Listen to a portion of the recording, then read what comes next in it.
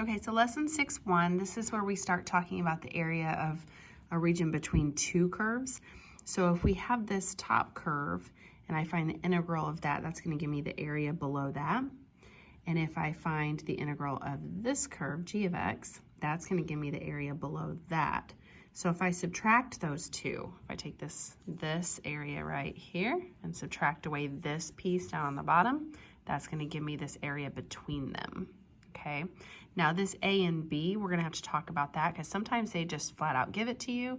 Other times you have to find that A and B, and I will show you how to do that. Okay, so the first example they want me to find, actually let me write this out this way real quick. So this as an integral will be written as from A to B, my f of x minus my g of x dx. Okay, so starting with this first one here, they want me to find the area of the region bounded by the graphs of y equals x squared plus 2, y equals negative x equals 0, and x equals 1. So these two right here, if they're going to give you more than 2, they're giving you those bounds, that A and that B that I talked about earlier. So they're telling me here that if I'm looking at a graph, x equals 0 and x equals 1, so here's 0, here's 1. They're wanting me to find the area between there. Okay, so that tells me I'm going to have an integral from 0 to 1. The problem is I don't know which of these is on top. So typically, not typically, always, when you do these integrals, you always do top minus bottom, and then your interval is from left to right. So A to B and top minus bottom. So when I'm talking about this one, I need to know which of these two is on top. It's not always the first one, so I need to check and see which one is on top. So I'm just gonna choose maybe a test point. In this case, the test point would have to be within my interval because that's where I wanna know which one is on top. So I'm gonna choose 1/2. If I put 1/2 in here, I'm gonna get 1/2 squared, which is 1/4. Plus 2, so this is 2 1/4. And then this, if I put 1/2 in right here, that's going to give me negative 1/2. So this one is 2 1/4, this one's negative 1/2, so this one's bigger, which means my y value is higher up. So I'm at 2 1/4 on this one, I'm at negative 1/2 on this one. So I'm going to do top minus bottom. This one would be the one that's on top. Okay, so that means I'm going to have an integral from 0 to 1 in this case, of my x squared plus 2, that's this function, minus my negative x, which was that one. And then don't forget about that little dx on the end. So if I'm writing these integrals for the AP exam on a free response question or something of that sort, I really have to make sure that all of this is written really formally. Okay, so then I'm going to simplify this a little bit. Really, this means I have the integral from 0 to 1 of x squared. I'm just going to put them in descending order. So this would be plus x plus 2 dx. And then I'm going to integrate it. Okay, so when I integrate, remember I'm going to add 1 to my exponent, so I have x to the third, and then take my coefficient and divide it by my new exponent. So 1/3 x to the third, plus this one would end up 1/2 x squared, plus this one would be 2x, and I'm going to evaluate that from 0 to 1. All right, so when I plug in my 1, that's 1/3 times 1 cubed, plus 1/2 times 1 squared, plus 2 times 1, and then I'm going to subtract away what happens when I plug in 0. So 1/3 times 0 cubed, plus 1/2 times 0 squared, plus 2 times 0. All of that I could have just said, that's 0, but I went ahead and wrote it out in case you wondered where that came from. So this one ends up, this is 1/3 plus 1/2 plus 2, and then minus away this, which is all just 0. Okay, so then I end up, let's get some common denominators here. This is really the same thing as 2/6 plus 3/6 plus 12/6. So 12, 13, 14, 15, 16, 17. So this is 17/6 total. That would be my final answer. And you could write that as a mixed number instead of an improper fraction if you prefer. Okay, the second one, so let me go back for 1 second. Notice that it wasn't necessary to graph it. I did not graph it. Sometimes they will ask you to, so just be aware of that. Really the main thing there was to figure out which of the two functions was on top. So I did that. In example 2, I have to do the same thing. I got to figure out which one is on top within the interval that I'm looking at, but they didn't give me an interval to go off of. So what that means is when you graph the two, what's going to happen is they're going to intersect somewhere. So like this one maybe goes up here, this one comes down here, there's an intersection point. Maybe this one keeps going up this way and this one comes back down. There's an intersection point over here as well. So then you would be looking at that being your A and that being your B. Okay, so that's what's going to happen on a problem like this. So I have to get a little bit of a better idea of what's going on. First thing I want to know is where do they intersect? So they intersect where these two are equal to one another. So I'm going to find that first. So 2 minus x squared equals x. I want to know when that is true. So I'm going to get everything to one side. Typically, I move things over to the side that has your x squared term, if it's a function like this. But this one's negative, so I'm just going to move everything over here so that I have a positive x squared. So I'm going to say 0 equals, because I'm going to move both of these over.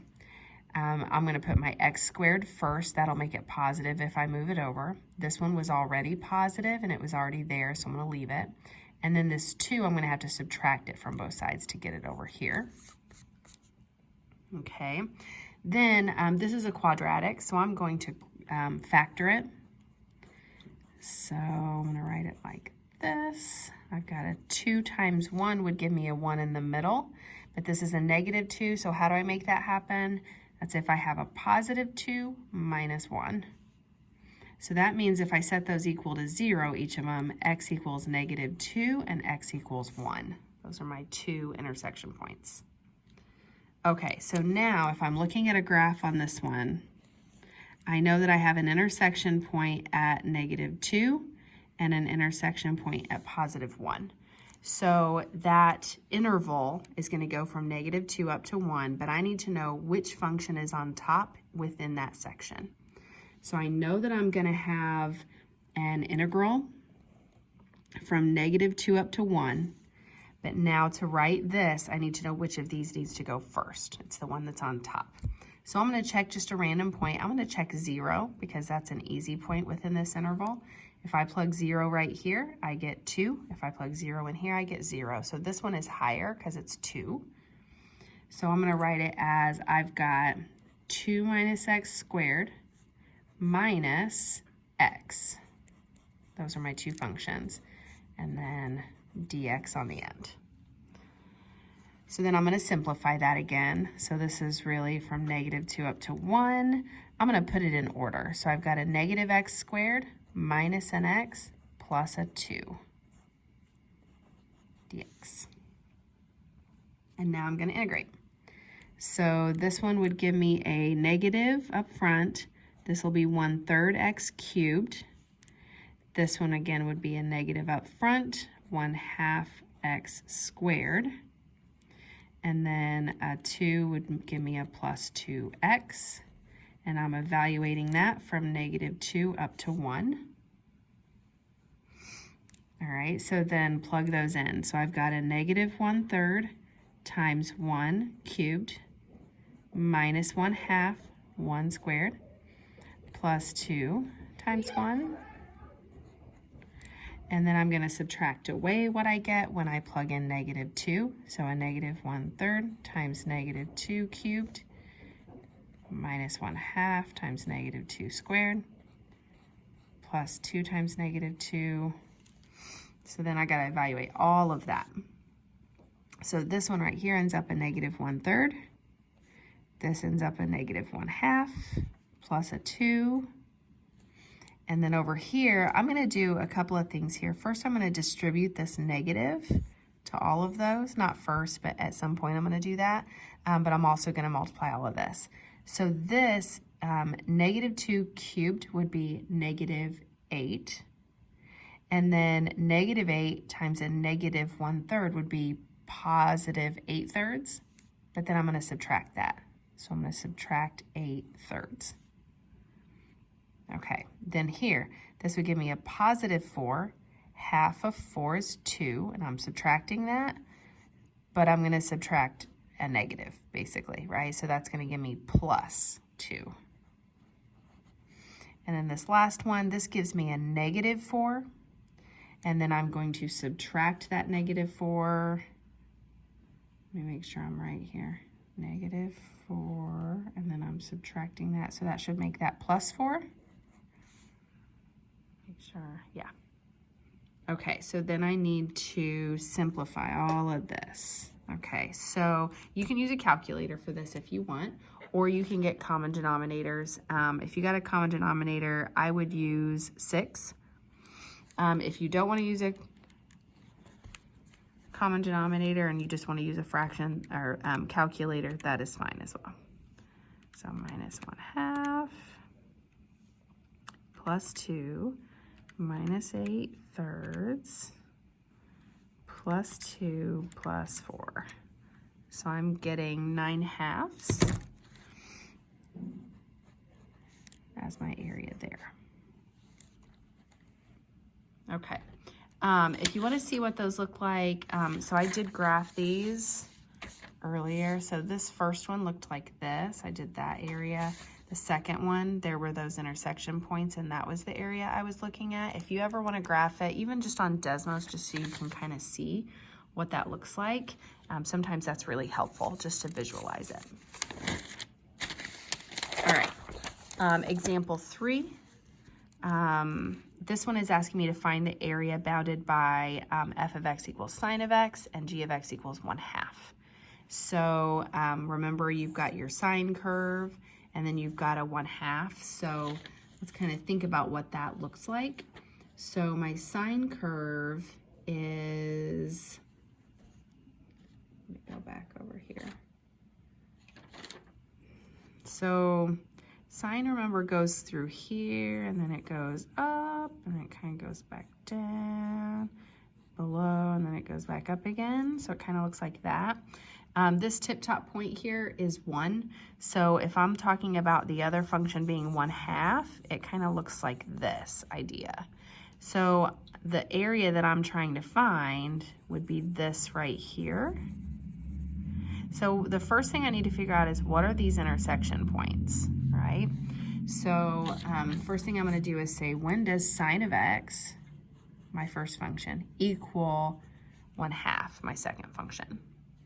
Okay, so when does sine of x equal 1/2? Well, if you look at a unit circle, let me see if I can get one in front of you here. Got this one, just good enough. If I can get it over in front of the camera, give me a second here. Okay, there's my unit circle. So if I'm looking for, when is sine 1/2? Well, sine was your y value. That happens at pi over 6. It also happens over here at 5 pi over 6. So those two are the two that I'm looking for there. So when does sine equal 1/2? That's when x is pi over 6 or 5 pi over 6. Those are the 2 points where that happens. So this right here is pi over 6. This is 5 pi over 6. That's going to be my interval. So if I were going to write my integral, it would look like this, from pi over 6 up to 5 pi over 6. Notice this is going from left to right, 5 pi over 6, like that. Now I need to find my top to bottom, like which function is on top within this interval. Definitely sine is. You can check if you want. So like halfway between here, let's say that's 3 pi over 6 or pi over 2, right? In that section right there, pi over 2, sine of pi over 2 is going to be 1, sorry. It's going to be 1 right there. And then this function is 1/2. So I know that this one is on top. Okay, so that means I'm going to do sine of x minus 1/2 dx. Okay, so then I'm going to go ahead and integrate this. So I don't have to simplify anything on this one. I'm just going to go ahead and integrate it. So the integral of sine is negative cosine. Be careful with your signs there. And then minus the integral of 1/2 would be 1/2 x. And again, I'm going from pi over 6 up to 5 pi over 6. Okay, so that gives me negative cosine of 5 pi over 6 minus 1/2 times 5 pi over 6. That's my first one plugged in. And then I'm going to subtract my negative cosine of pi over 6 minus 1/2 times pi over 6. Okay, so then, again, this is kind of a unit circle problem. So if I'm looking for when is cosine, or what is cosine of 5 pi over 6? So you may have to go look at your unit circle, but this part right here, just this piece, is negative square root of 3 over 2. But remember, it's negative cosine of 5 pi over 6. So it's negative square root of 3 over 2. So that becomes positive. Minus, I'm going to go ahead and just multiply straight across here. So that's 5 pi over 12. Then, after I evaluate that, I need to subtract away this side over here. So what is the cosine of pi over 6? Cosine of pi over 6 is just square root of 3 over 2. But again, don't forget you've got a negative right there. Minus, multiply straight across here, gives me pi over 12. Okay, so then when I simplify, this is positive square root of 3 over 2 minus 5 pi over 12. This would become plus square root of 3 over 2 and plus pi over 12. So then simplify that as square root of 3.